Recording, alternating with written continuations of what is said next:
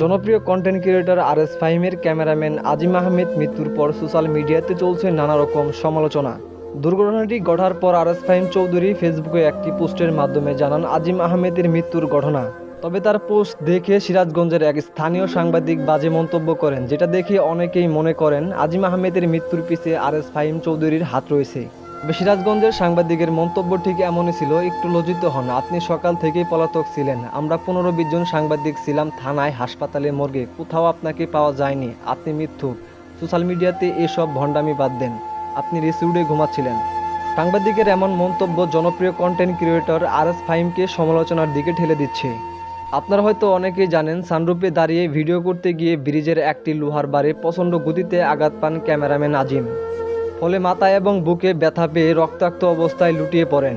এরপর সিরাজগঞ্জ সদর হাসপাতালে পৌঁছানোর আগেই মৃত্যুবরণ করেন আরএস ফাহিমের ক্যামেরাম্যান আজিম আহমেদ। তবে সাংবাদিকের এমন মন্তব্য আরএস ফাহিম চৌধুরীর জন্য খুবই লজ্জাজনক ছিল। 2 মাস আগে বাবা হারা হয়েছিলেন আজিম, আজ তিনিও দুনিয়ার মায়া ত্যাগ করে চলে গেলেন। ভিডিওটি ভালো লাগলে অবশ্যই আমাদের চ্যানেলটি সাবস্ক্রাইব করে আমাদের পাশেই থাকবেন। ধন্যবাদ।